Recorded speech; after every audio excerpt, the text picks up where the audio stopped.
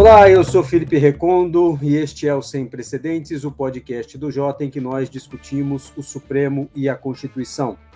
No episódio de hoje, o STF teve o seu primeiro encontro com a nova Lei de Improbidade Administrativa e quem esperava um tudo ou nada, um 8 ou 80, se esqueceu que o julgamento de uma questão tão complexa como essa, de uma lei nova, não demanda uma resposta tão simplória também do Supremo, né? Foi um julgamento em que nós tivemos diversos placares diferentes, com combinações também muito distintas de ministros de um lado ou de outro.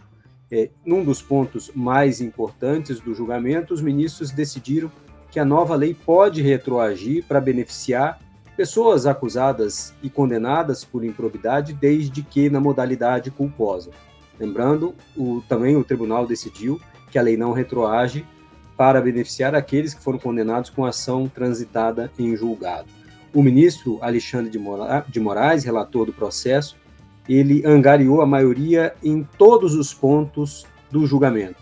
Mesmo que houvesse uma divergência técnica aqui ou acolá, no final das contas, o ministro Alexandre de Moraes, seu voto prevaleceu em todas as discussões. E também é interessante que não houve um ministro que ficou vencido em todos os debates que houve nesse julgamento.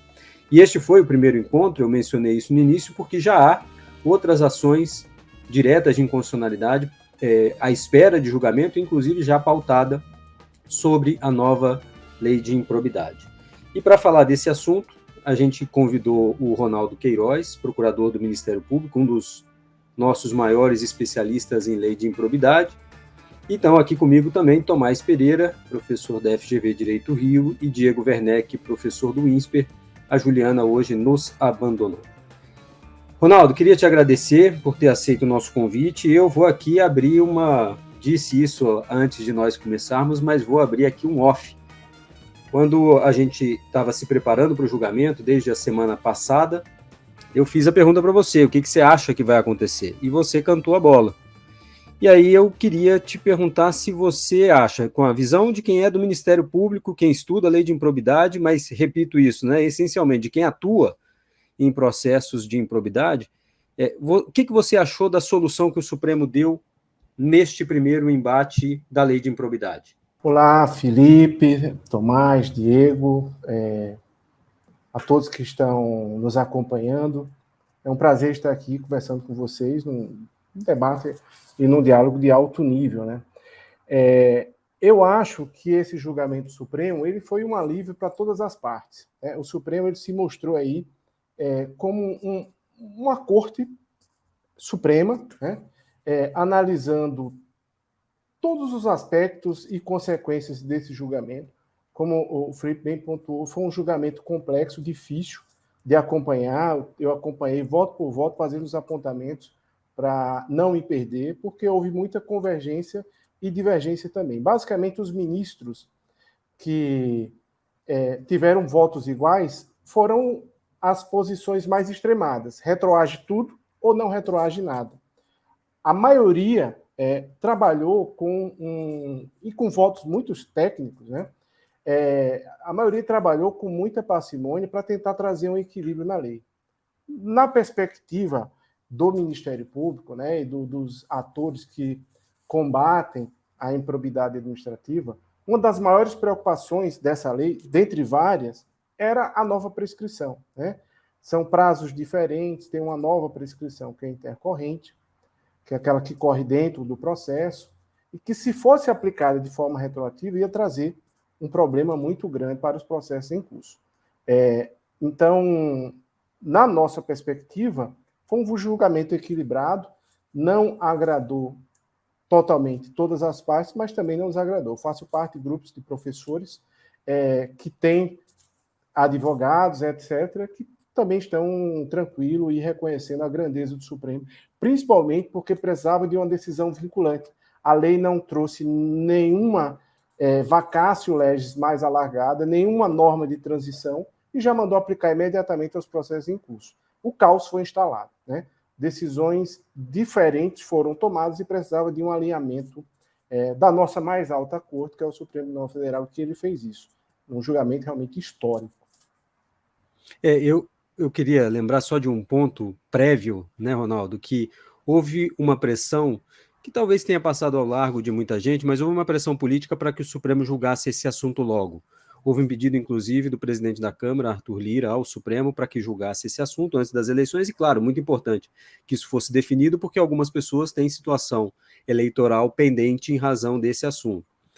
E aí ficou também boa parte da nossa imprensa achando que isso ia vincular o julgamento, essa pressão política, o Supremo vai atender essa pressão política, vai agradar aos políticos, e o processo realmente é extremamente complexo, com diversas respostas possíveis, né?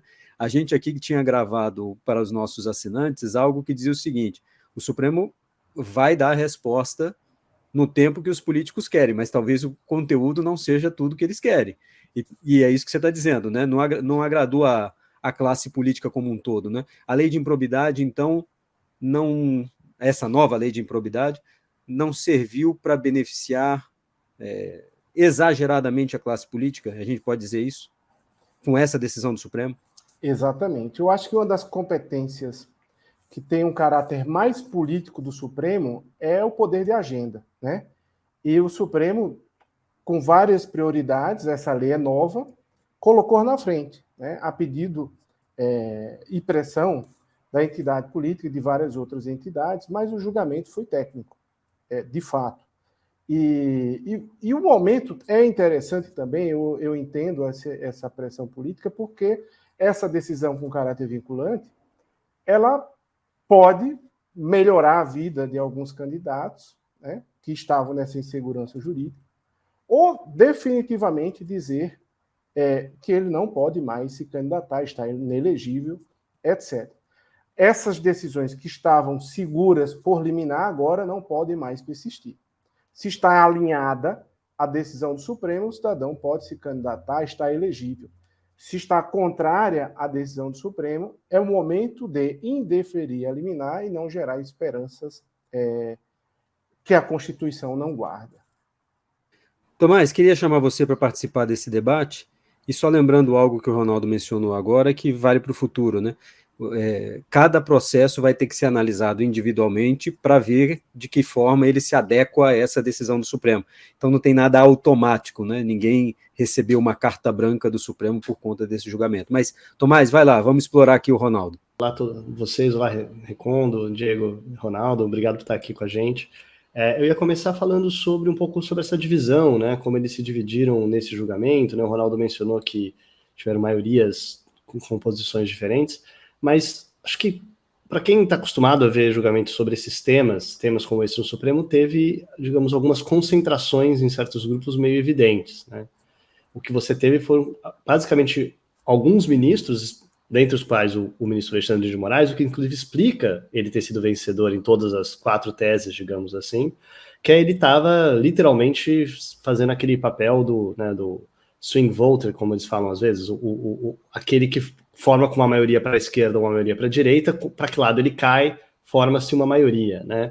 Então você tinha, né, digamos, uma maioria que, dependendo de como você vai adjetivar ou como a imprensa adjetiva, talvez eles sejam considerados os mais punitivistas, talvez eles sejam chamados às vezes de mais lavajatistas, né, que seriam o ministro Barroso, o ministro Fachin, a ministra Rosa Weber e a ministra Carmen Lúcia, né, que eles, em todas essas teses, eles estavam, digamos, não prevendo nenhum tipo de benefício para ninguém por conta dessa lei. Basicamente seria isso. Não beneficiaria ninguém em nenhuma situação em relação a nada. E do outro lado, por mais que eles tivessem se dividido de alguma maneira, tinha um grupo, né, que você via lá o ministro Nunes Marques e o Dias Toffoli, ainda mais, né, porque eles ficaram, inclusive, teve um tema específico que eu acho que a gente poderia tocar especificamente, que é o da prescrição intercorrente, sobre o qual o Ronaldo acabou de falar, que era o que estava mais preocupando vocês, mas o que está mais preocupando vocês foi um tranquilo em termos de votos, 9-2, né? Então é curioso que tenha tido 2, né? Eu acho que mostra o quanto que Nunes Marques e Dias Toffoli estavam ainda mais,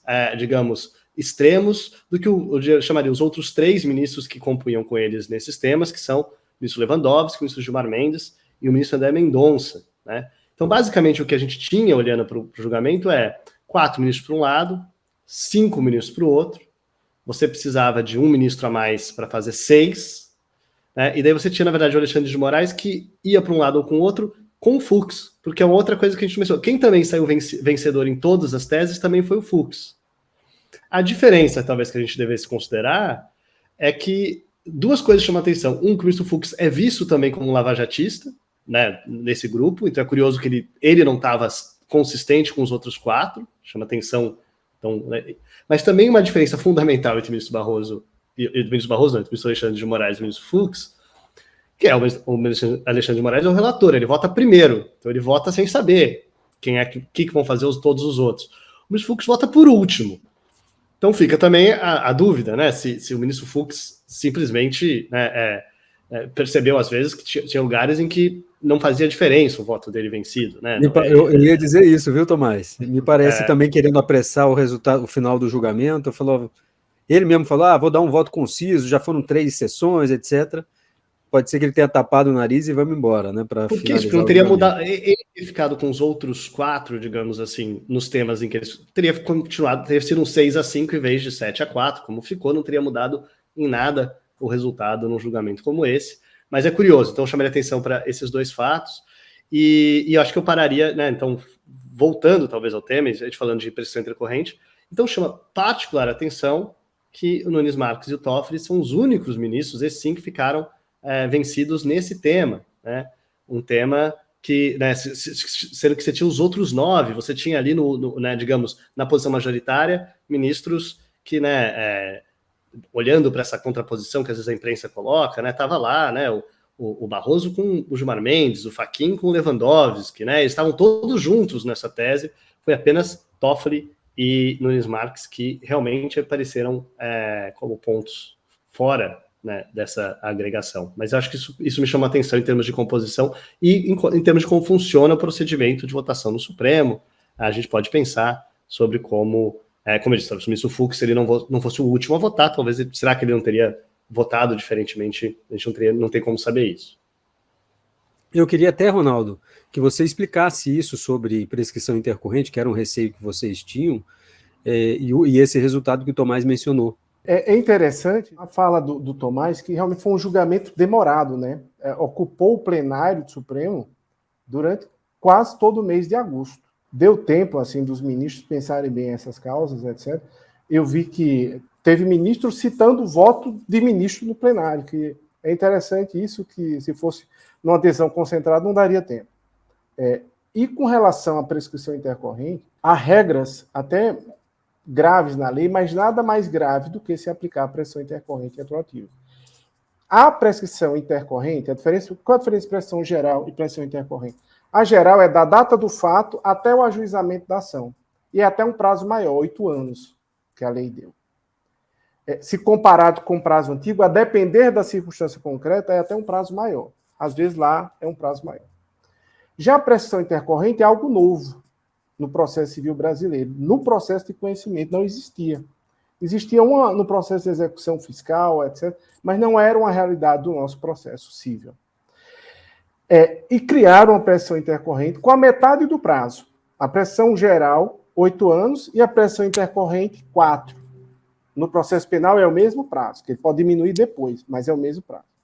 E aí o CNJ, a prescrição intercorrente, ela vai dar recebimento da inicial da ação até a sentença, 4 anos, aí pode interromper com a condenação, da condenação até o julgamento no tribunal, mais 4 anos, então tem esses marcos. A ação ela tem que vencer o obstáculo. Hoje você tem uma condenação de improbidade, até chegar ao Supremo, eu chamo a improbidade de 4 vidas, né?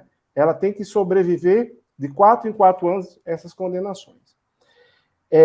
Qual era o nosso medo? Esse prazo de 4 anos, e o Congresso, eu alertei isso em audiência pública, tem um estudo do CNJ que diz que o prazo médio de tramitação de uma improbidade administrativa é de 4,24 anos. A maioria das ações de improbidade no Brasil demora mais de 4 anos. Então, se isso fosse aplicado retroativamente, nós já temos um estudo empírico que o Brasil é pobre nesse tipo de estudo, mas nós tínhamos, seria um strike, né? A maioria das ações de improbidade em tramitação no Brasil ia ser extinta. E o Supremo, por isso que ele teve uma maioria bem avassaladora, em que pese 2 votos contrários. Primeiro, ele foi técnico, porque os ministros reconheceram que a prescrição não é para punir o cidadão, a prescrição é para punir o Estado que é omisso. O Estado que não ajuizou a ação dentro do prazo, ou o Estado que não condenou dentro do prazo, como é o caso da pressão intercorrente. Só que quando o Ministério Público, a Fazenda Pública, ajuizaram a ação, dentro daquelas regras do jogo, cumprindo aquele prazo, ela não foi omissa. Como é que eu vou criar uma norma estabelecendo novos prazos para dizer que eu fui omisso de um prazo que não existia? O voto do ministro Ronaldo, é ilógico e é injurídico. O ministro André Mendonça fez a comparação futebolística, né, dizendo, não, é como se o jogo de futebol tivesse 90 minutos, aí você faz um gol aos 85 e depois você fala, não, na verdade agora o jogo tem 80, então seu gol não valeu. É meio isso, né, que você está dizendo. Você tinha um prazo para atuar, e aí a lei muda o prazo e te pune porque você estava cumprindo o que estava previsto. Né? Exatamente. Você atuou nas regras do jogo, acabou o jogo, então vamos mudar outras regras. É o que até em direito tem uma brincadeira do cachanga, o cachanga real. Você muda as regras para dizer, agora eu venci, a regra é a que eu criei agora. Então isso não faz sentido. E o Supremo ele teve uma preocupação muito grande, né, com a segurança jurídica, porque esse precedente, se ele reconhecesse a retroatividade, poderia valer para o Congresso mudar prazos de prescrição no direito penal e acabar extinguindo alguns crimes. Né? É um precedente muito perigoso, porque o Supremo decide para a improbidade administrativa, a ratio decidendi vai valer para tudo. Né, para outros processos, para outras situações jurídicas. Diego, queria chamar você para esse debate. Obrigado, Felipe. Ronaldo, obrigado por estar com a gente aqui. Esse tema, de fato, bem complicado, julgamento complicado. Eu fiquei aqui lendo alguns dos votos e fiquei pensando no quanto que a sombra da discussão maior sobre a constitucionalidade dessa nova lei, né, que está em discussão no Supremo, se eu não me engano, tem ações já no Supremo sobre esse tema, se você pudesse depois pontualmente mencionar que tipo de questão ainda está em discussão no Supremo com relação à constitucionalidade dessa nova lei, que foi bastante controversa, né? Por mais que nessas disputas que estavam na pauta do Supremo, que foram decididas agora, né, como você apontou, não foi um meio do caminho, claramente ninguém foi beneficiado. No contexto maior dessa lei, essa é uma lei que pode ser interpretada como uma restrição, ela dificulta mais, né? Sendo mais assim, neutro possível na discussão, na descrição, ela reduz o escopo, né? Um instrumento agora que está mais limitado, independentemente de casos específicos concretos, ele está mais limitado no geral. Eu acho que essa discussão vai desaguar no Supremo em algum momento. E aí, lendo o voto do ministro, a minuta, né, do voto do ministro Alexandre de Moraes, que tinha sido disponibilizado, ele, no início, ele faz referência a, né, vou citar aqui, em aspas, as fortes palavras do ministro Alexandre de Moraes, que a lei, de maneira agora abrindo aspas, né, de maneira inexplicável, pretendeu excluir a natureza cível da ação de improbidade, num dispositivo que diz, né, o texto legal diz que as ações previstas, a ação prevista nessa lei não constitui ação civil. E depois o ministro Alexandre de Moraes continua. Ora, ao errônea e fictamente tentar excluir a natureza civil da ação de improbidade, a lei não teve a força de excluir a natureza civil do ato de improbidade e suas sanções, né? Que é a diferença entre, né, o tipo de procedimento e a natureza da sanção que ele importa. Tudo bem. Mas achei curioso, e eu queria te ouvir um pouco sobre isso, achei curioso, né, no julgamento que o próprio relator coloca a questão, isso não é sobre a constitucionalidade da lei, a gente não está falando aqui sobre a lei em si, usar essas palavras fortes para se referir a essa linguagem legislativa, né? Não é um tema que eu acompanhe, mas lendo essas palavras do ministro Alexandre de Moraes e o que está na redação da lei, me perguntei se não seria aí, talvez, uma polêmica, quem sabe, talvez controversa constitucionalmente, tentativa do Congresso de fazer com que a improbidade seja pensada em termos de garantias de processo penal, sem poder dizer isso com todas as letras, né? Sendo, tipo, tentar dar um empurrãozinho para dizer, olha, é sancionatório, tem uma natureza de sanção, então, né, se aplicam as regras do CPC, mas Vamos pensar aí que, né, esse é um processo sancionatório, então você tem que pensar isso de uma maneira mais próxima do que você pensa o processo penal. Não sei se isso faz sentido, e aí a minha pergunta para você seria, né, dá para pensar nesse julgamento como algo que ocorreu, talvez, à sombra dessa discussão maior da constitucionalidade, questões sobre o ponto maior da constitucionalidade podem ter aparecido aqui ali nos votos dos ministros, ou eu estou vendo coisas? Com certeza, Diego. Excelente colocação. Os ministros, eles tentavam se conter, né, ao objeto da repercussão geral, até porque eles estavam discutindo um caso concreto, que teria repercussão para outros casos, mas um processo subjetivo. E evitavam falar demais de constitucionalidade ou inconstitucionalidade. Eles estavam fazendo uma interpretação constitucional daquele caso, né? Mas deu para perceber alguns spoilers aí que de uma futura análise da ação direta de inconstitucionalidade. Eles tentavam evitar entrar no mérito, mas, por exemplo, quase todos os ministros entenderam que não é inconstitucional extinguir a modalidade culposa. Eu concordo com os ministros. A culpa é a exceção, o dolo é a regra, né? E na prática, eu tenho 19 anos de carreira no Ministério Público Federal, eu só ajuizei uma ação de improbidade culposa, né? A improbidade, realmente, ela deveria se preocupar com situações mais graves. Então, eu não vi com maior problema a extinção da improbidade culposa. E os ministros se apegaram muito à natureza do ato de improbidade administrativa, mas qual era a preocupação deles? Não aplicar de forma automática todos aqueles princípios e garantias que tem na Constituição, que é do direito penal, né? Como, por exemplo, a aplicação retroativa da lei penal mais benéfica. E aí os ministros que diziam, olha, tem natureza cível, então não é penal, não se aplica automaticamente essas garantias.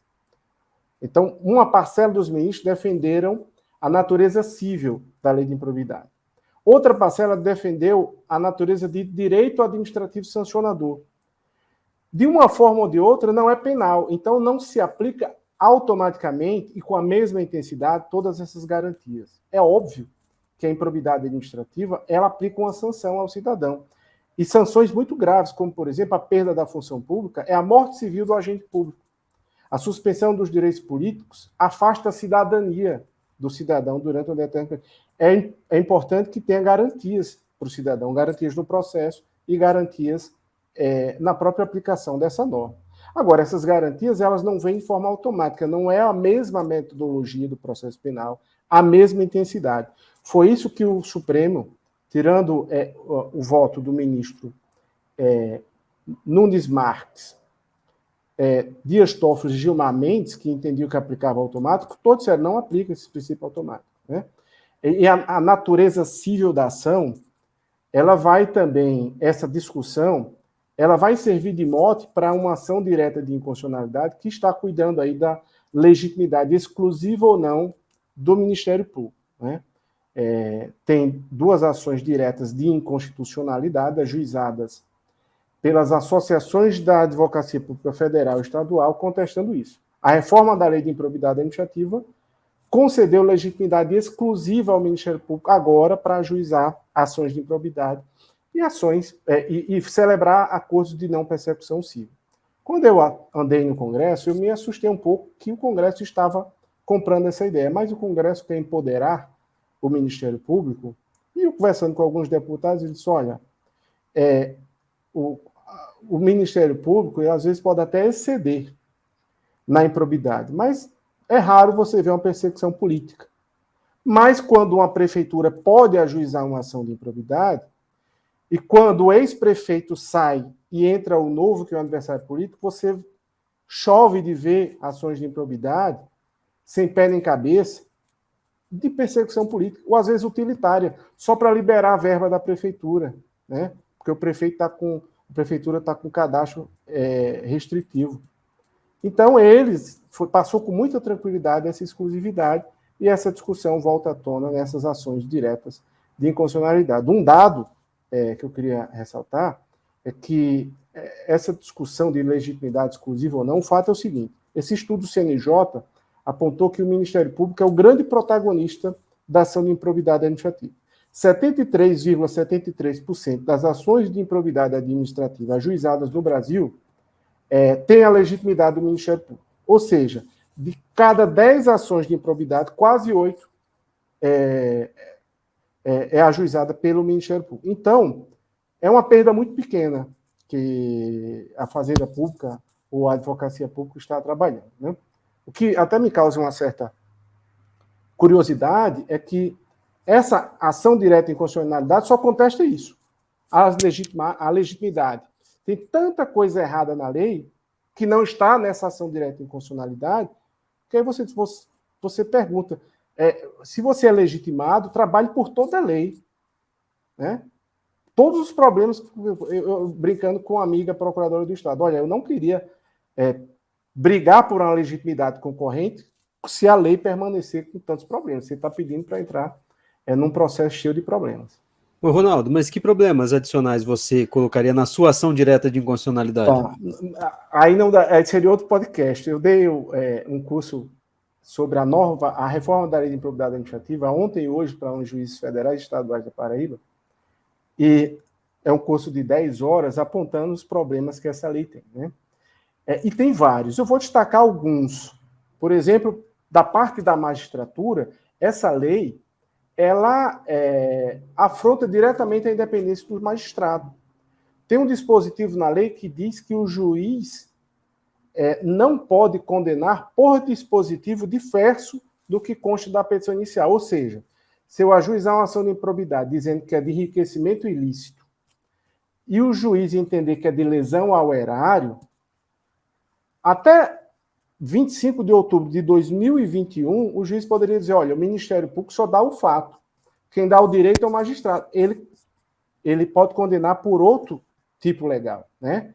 Isso aí no processo penal sempre existiu, a chamada emendatio libelli. A lei agora proibiu o juiz de fazer isso. Então, o que é que acontece? A jurisdição, no latim, é iuris dictio, dizer o direito. Quem diz o direito é o magistrado. Essa lei está dizendo que quem diz o direito é o autor. Se o juiz julgar diverso do que o autor está pedindo, a sentença é nula. Qual é a intenção dessa regra? É que o juiz extinga o processo, porque ele não pode decidir diferente, e o processo comece de novo, e a prescrição intercorrente caminhando, né? Tem também questões de recurso, agravo de instrumento agora é universal, cabe para tudo, e o CPC fala que agravo só cabe nas hipóteses taxativas. A cautelar de indisponibilidade de bens, o STJ dizia que era uma tutela de evidência, bastava o Ministério Público comprovar indícios de materialidade da autoria que já tornava indisponível o patrimônio para eventual pagamento do dano. Agora não, é uma tutela de urgência, tem que comprovar materialidade da autoria e risco concreto de dilapidação do patrimônio. Então, a tutela cautelar não é mais preventiva, ela é repressiva. Nós temos alguns problemas nessa lei, né, que vai atrapalhar um pouco, trazer mais dificuldade, morosidade no caminhamento desses processos. Eu costumo Agora, dizer... Ronaldo, Pois não. Desculpe te interromper, mas eu ia perguntar, porque o Procurador-Geral da República é legitimado para entrar com uma ação como essa, para fazer um saneamento da lei com essa visão que vocês do Ministério Público têm. Até pergunto se as associações não teriam legitimidade para contestar isso também. Porque o que você disse, até agora temos 2 ADIs só, e você está dizendo que só contestam esse ponto específico. Então não está faltando aí uma ação que faça um saneamento maior, e não poderia vir do próprio Ministério Público, não deveria vir do próprio PGR? Sem dúvida nenhuma. Eu acho que o Ministério Público é um dos principais interessados no filtro constitucional dessa lei. Tanto que os amici curiae, que estavam sustentando, né, no plenário, era basicamente representantes do Ministério Público de um lado e de prefeituras, agentes públicos e da advocacia do outro. Então, tanto o Procurador-Geral da República é o legitimado mais universal, né, para a propulação direta de constitucionalidade, poderia propor uma ação direta de constitucionalidade, e ele já mostrou no parecer dele que ele tem uma posição muito firme com relação à irretroatividade dessa norma, né? As associações de Ministério Público não têm nenhuma ação direta de inconstitucionalidade ainda da ANPR, da CONAMP. Eu sei que essas ações estão... porque que eu participei de uma comissão, sendo redigidas, mas aí precisa de execução, né? Sair do papel. A Associação da Magistratura também tem que defender o terreno dela. Essa lei traz dificuldades para a magistratura, né? Então, todos os envolvidos. E pensar essa lei de forma a prestigiar a proteção do bem jurídico, o interesse público, não defendendo essa parte que é do meu interesse, essa parte. Vamos discutir a lei da ação de improbidade como um todo. Não dá para discutir a constitucionalidade dessa improbidade nos processos, né, de forma difusa. Que é possível, mas em termos de direito sancionador, causa uma insegurança jurídica absurda. Absurda. Então, precisamos discutir essa lei em abstrato no Supremo. E o Supremo já mostrou, né, Ronaldo? Vou chamar aqui o Diego. O Supremo já mostrou nesse julgamento que pode fazer um bom debate sobre a lei até como um todo, né? E o momento agora nem era o melhor, né, para fazer isso, que é pré-eleitoral, em cima de um monte de complicação política, com um monte de atores relevantes na política precisando desse julgamento, mas mesmo assim, um julgamento que passou com nota alta, né? Voltar a um ponto que o Ronaldo brevemente mencionou, né? O Ronaldo estava falando de que ele não considera inconstitucional a extinção da mortalidade culposa e que o efeito prático disso também, né, na sua experiência profissional, não é uma hipótese assim tão relevante. Mas eu fiquei na dúvida, a gente estava conversando aqui antes do programa começar, com relação ao que acontece com os processos já em curso daqui para frente, em casos em que, dado que, né, essa exigência específica do dolo, que está na lei nova agora, né, tem que ser aplicada para esse processo já em curso, que ainda não tem o trânsito em julgado. E não existe mais a modalidade culposa. A gente estava conversando antes do programa, como em muitos casos, o Ministério Público, na peça acusatória, na inicial, não deixa claro, não deixa evidente, né, se seria uma hipótese de dolo ou de culpa. Claro, se for na modalidade culposa, sim, mas em muitos casos isso não ficava expresso. Então, talvez seria interessante, Ronaldo, explicar para quem está ouvindo a gente como fica, então, com essa mudança. A extinção da modalidade culposa, o Supremo disse que isso afeta os processos que ainda não tenham transitado em julgado. O que significa isso, essa exigência do dolo, a extinção da modalidade culposa para esses processos que ainda estão tramitando? O Supremo, ele, por maioria, né, entendeu que não existe mais improbidade culposa, que não dava para retroagir para alcançar a coisa julgada. Eles preservaram a coisa julgada, embora tivesse uns 2 ou 3 votos admitindo uma ação rescisória, mas preservaram a coisa julgada. O próprio ministro Gilmar Mendes também foi nessa linha da segurança jurídica. Mas nos processos em curso que não tivesse trânsito em julgado, como não existia mais improbidade culposa, os juízes não poderiam condenar, né, por um tipo que não existe mais no ordenamento jurídico. Eles fizeram até questão de diferenciar. Olha, não é que está aplicando retroativamente a lei, é que o juiz aplica a lei vigente na época. E agora, a improbidade culposa, quando eu for sentenciar, não existe mais. Então, não vou...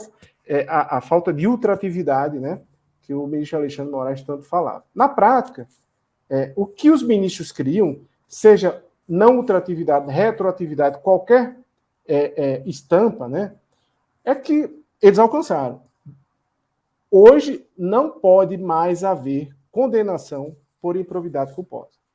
E o ministro Alexandre de Moraes, até secundado pelo ministro Barroso, ele disse, olha, tem ações que o Ministério Público ou a outra parte legitimada, né, a Fazenda Pública, não descreveu com tantos detalhes se era improbidade culposa ou dolosa, porque para determinados tipos de improbidade, como a de lesão erária, ele não tinha essa preocupação. Se não fosse dolo, era culpa, dava para condenar de qualquer jeito. Então, os ministros disseram que antes dos juízes extinguirem as ações, né, dê uma olhada na narrativa se aquilo é dolo ou se aquilo é culpa. Isso aí tem que ser analisado antes de extinguir, não é para extinguir automaticamente. E uma outra dúvida que a gente achou que seria interessante, não sei, Felipe, se você quer falar, eu posso já antecipar. Fica à vontade. A gente, acho que, como a gente falou no início do programa, não me lembro agora, acho que o próprio Felipe falou, né, havia essa pressão política quanto ao time do julgamento que se confundia muitas vezes com uma leitura sobre resultado, né, do julgamento. E acho que seria interessante a gente pensar no que então, essa decisão, esse meio do caminho, né, que o Ronaldo e o Tomás descreveram, significa em termos do seu impacto eleitoral agora, né, no curtíssimo prazo. Quem de fato é, digamos, afetado? Que situações, que tipo de situações de políticos que estejam com processos tramitando ou tenham sido condenados já, estejam aguardando o desfecho de algum recurso, mas que tipo de situação de políticos que estejam concorrendo agora às eleições são afetadas por essas mudanças, acho que o Supremo, né, chancelou, como a eliminação da modalidade culposa, por exemplo. E acho importante, Ronaldo, você repetiu algo que a gente estava falando aqui logo antes de começar, né? Que a lei da ficha limpa já previa algo muito específico sobre improbidade, né? Então esse julgamento não tem um impacto sobre a lei da ficha limpa, né? Queria que você falasse disso também. De fato, nós estamos num período eleitoral, né, encerrando o período das inscrições, muita gente pendurado por liminar, esperando o resultado desse julgamento. E aí vem a questão de se a eliminação da improbidade culposa ela teria algum impacto nessa questão da lei da ficha limpa, das inelegibilidades. Qual era o impacto do julgamento nesses casos? Bom, o julgamento ele tem um tema que não impactava, que é a questão da improbidade culposa, porque a lei da ficha limpa, quando alterou a lei 64, lei complementar 64 de 90, ela disse que o cidadão ele só se torna inelegível por uma condenação por improbidade administrativa se for imputada a ele uma improbidade administrativa de enriquecimento ilícito ou lesão ao erário dolosos.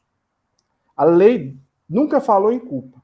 Então, não, uma improbidade culposa é incapaz de sujar a ficha do cidadão, né? Esse é um primeiro dado. Agora, tinha um tema do julgamento que poderia afetar a lei da ficha limpa. É a aplicação retroativa da prescrição intercorrente. Imagine aí que o cidadão ele tem já condenação confirmada por órgão colegiado, que é a exigência lá da lei da ficha limpa, né? Ou transitada em julgado, que é outra exigência da lei da ficha limpa, por improbidades dolosas. Se o Supremo entendesse que retroagiria, essa prescrição poderia alcançar e eliminar essas condenações. Aí ele ia limpar a ficha dele novamente. Então, boa parte da comunidade política que estava pendurada nesse julgamento, elas esperavam o resultado mais da prescrição, a retroatividade, do que da improbidade culposa. E com relação à culpa, como acabamos de falar, às vezes as iniciais da improbidade administrativa não eram tão claras. Quando a Justiça Eleitoral ia analisar, né, se ele tinha elegibilidade ou não, se aquela condenação gerava uma inegibilidade ou não, o ministro Barroso até comenta isso no seu voto, a Justiça Eleitoral tinha a liberdade de interpretar as sentenças.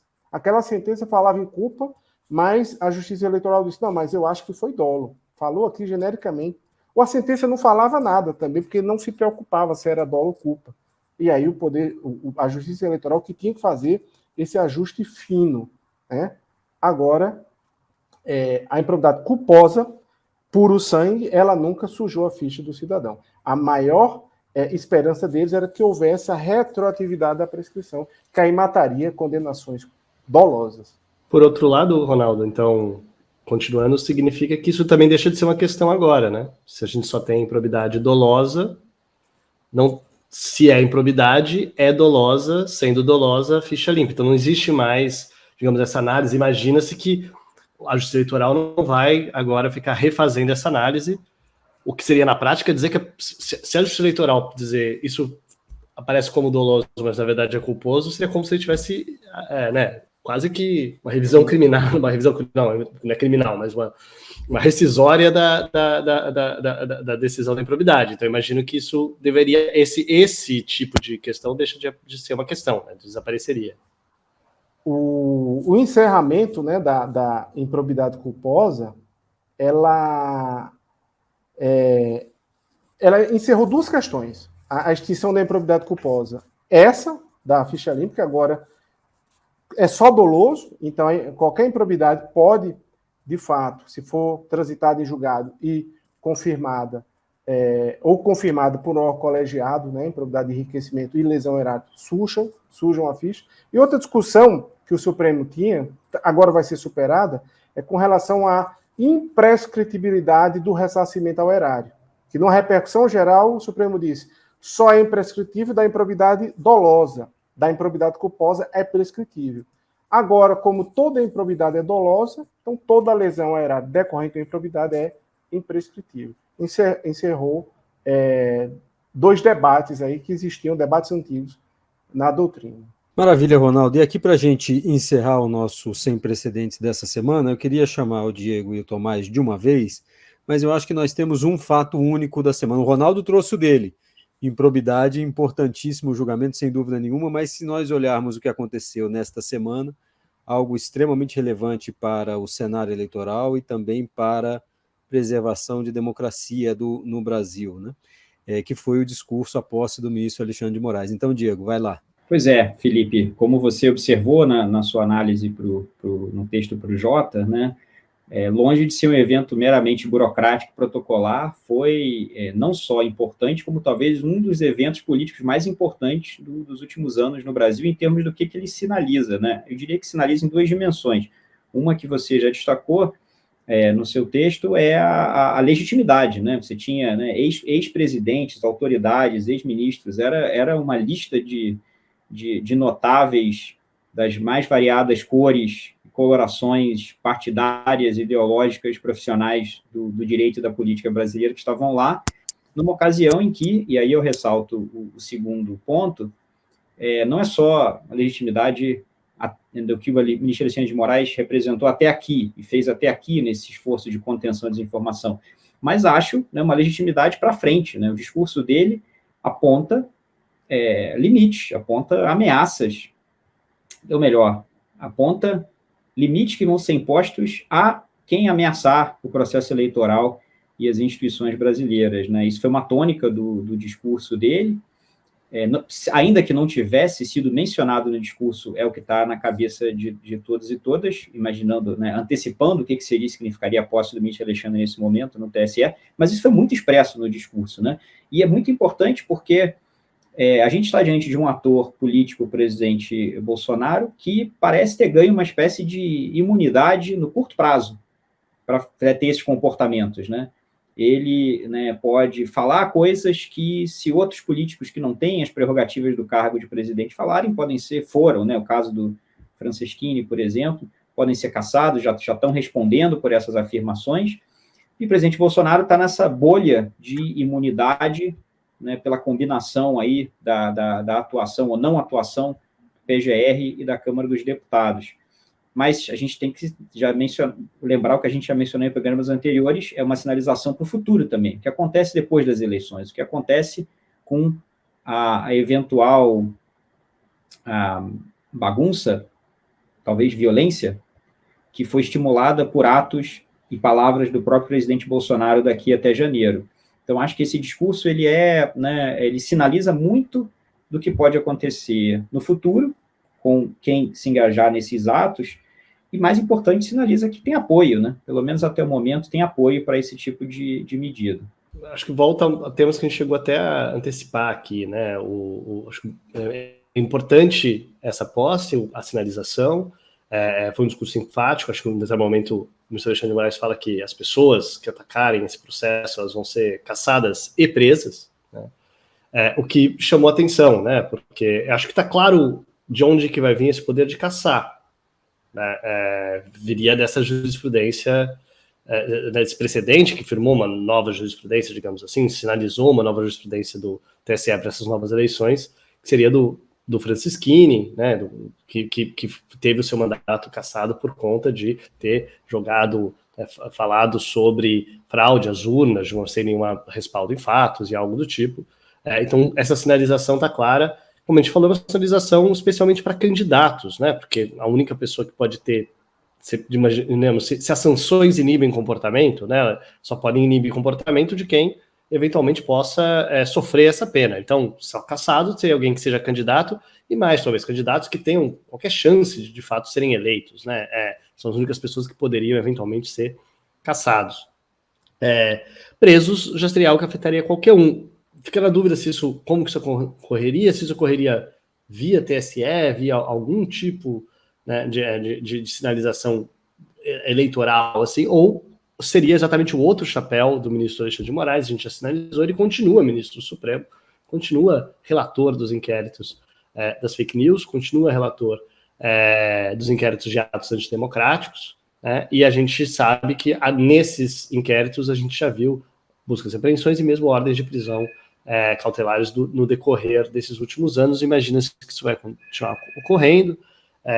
Teve uma mudança importante, né, que nós não temos mais a Lei de Segurança Nacional, agora nós temos uma lei nova que fala de atos né, de defesa da democracia, do Estado de Direito, né, então imagino que seria via essa lei. Eu ainda tenho uma certa dúvida sobre como vai ser a jurisprudência do Supremo em relação a atos e prisão e como que isso ocorreria via essa lei, mas eu acho que tem essa sinalização.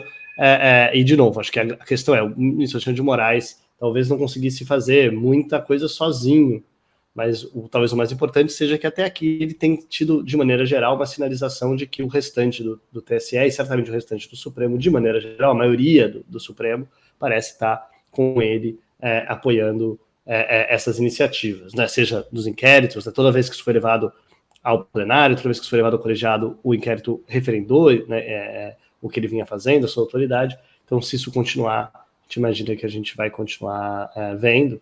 E daí uma coisa muito pontual, já que a gente está falando de posse, que já foi mencionado em alguns lugares, eu só chamaria atenção, né, nessa nova posse, nesse novo presidente, que nós temos também agora um novo secretário-geral do Supremo, que é o José Levi do Amaral, né? E é curioso que, é claro que alguém que, por vários motivos, você imagina que tem a confiança do ministro Alexandre de Moraes, ele é professor da USP, assim como o próprio Alexandre de Moraes também mas ele é alguém que foi AGU do governo Bolsonaro, então é interessante secretário pensar... executivo também do Alexandre de Moraes quando ministro da Justiça, né? Verdade, secretário executivo, e depois foi AGU, brevemente, do governo Bolsonaro. Então é interessante, né, a gente tem um ex-AGU Bolsonaro como secretário-geral do TSE, num momento em que o Bolsonaro critica, digamos assim, o processo eleitoral bem criticado. Eu acho que é mais difícil.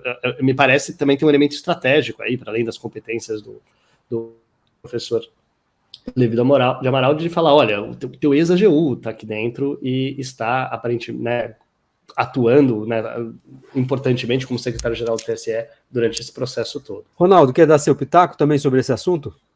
Eu também gostaria de dizer que o que eu presenciei nesse fato, realmente simbólico, muito simbólico, uma posse extremamente prestigiada, né, foi uma sinalização de confiança nas instituições, e é simbólico que tenha sido na posse, na presidência do TSE, que é a instituição do Poder Judiciário responsável por fiscalizar o processo eleitoral, né, que é o maior símbolo da nossa democracia. Então, o prestígio e a presença maciça que foi dada que ocorreu nessa posse demonstra que as autoridades mais proeminentes do Estado continuam defendendo, acreditando nas instituições e fomentando a democracia. A democracia é como um jardim, você tem que regar todos os dias, porque ele pode se estragar, ele pode secar, ele pode até queimar. Então é isso que as instituições democráticas têm que fazer, cuidar da sua democracia, como se estivesse cuidando do jardim da sua casa, deixando sempre verde, bonito e visto. E por sinal, mencionando isso que você falou, né, Ronaldo, foi prestigiada. A gente, quando fala isso aqui em Brasília, parece simplesmente presença de autoridades, tinha muita gente, estava cheio, não é isso, né? Todos os ministros do Supremo foram. Parece mentira, mas a maior parte das posses, os ministros do Supremo em peso, eles não vão. Vão alguns, mas não necessariamente todos. Nessa posse estavam todos. Havia 50 representantes de embaixadas. O governo estava em peso, o Congresso, 22 governadores. É uma demonstração cabal, muito objetiva de apoio, de apreço, de confiança. E nunca uma posse do Supremo, do TSE, de presidente do TSE, teve essa importância, e deram essa importância para o TSE, apostaram suas fichas no TSE. E é muito bom, e engraçado, né, Ronaldo, a gente que fica aqui em Brasília, essa semana parecia, assim, que todas aquelas nuvens que estavam sob essa situação sumiram. Você conversava com os atores e todo mundo já falando que não ia ter mais confusão. Acho um pouco de otimismo, mas uma percepção de que desanuviou o ambiente. A gente sempre fica aqui pensando até quando, né? Mas a gente vai continuar acompanhando isso. Eu queria agradecer mais uma vez Diego e Tomás pela presença em mais esse Sem Precedentes. Você quer comentar algo, Diego? Não, só que olhando as imagens do evento, né, para pensar no verbo desanuviar, acho que tinha pelo menos uma pessoa com uma nuvenzinha na cabeça. Não, tinha mais de uma. Tinha mais de uma. Ou seja, gente... será que desanuviou? Vamos ver. Ronaldo, eu queria agradecer. Até quando, então, só temos o 7 de setembro aí, né? Então, pensando que... E tem sido essa a nossa realidade esses anos todos, né? A gente tem... uma montanha-russa, né? Uma montanha-russa, que acabamos de ter essa sinalização, é importante, e agora está todo mundo de olho na próxima sinalização, no 7 de setembro, e assim por diante. Eu acho que a gente, entre tensões e distensões, não parece que a gente vai mudar essa... eu não acredito em grandes distensões, pelo menos antes de... no curto prazo, digamos assim. Tem gente mais otimista que vocês, tá? Mas não vamos deixar o ouvinte aqui também pensando que está tudo ruim. Tem gente otimista. Vamos ver quem é que está certo no final das contas. Mas essa próxima semana, inclusive, tem um encontro do ministro da Defesa com o presidente Alexandre de Moraes. Então, já é uma sinalização, ou isso vai dar outra sinalização, talvez, para nós. A gente pode discutir isso na semana que vem. Ronaldo, queria mais uma vez agradecer tua presença, tua ajuda. Quem quiser ver o placar, o Ronaldo fez lá uma tabelinha do Campeonato Brasileiro desse julgamento. Tem todos os placares possíveis e imagináveis. Então, obrigado mais uma vez pela ajuda e por ter aceito o nosso convite. Volte sempre. Obrigado, estou sempre à disposição. Um grande abraço. Tchau, gente. Um abraço. Obrigado. Obrigado, Ronaldo. O Jota desenvolveu uma plataforma inteligente para quem trabalha com política. Agora ficou mais fácil antecipar cenários, ficar por dentro dos bastidores políticos e utilizar as nossas ferramentas inteligentes de análise de dados para ter mais previsibilidade institucional nos 3 poderes. Tenha acesso aos nossos alertas e apostas da semana, análises políticas exclusivas e reuniões com os nossos especialistas, relatórios especiais, ferramentas de inteligência artificial e eventos exclusivos com as figuras mais importantes da política nacional. JProPoder, a plataforma número 1 de relações governamentais no Brasil.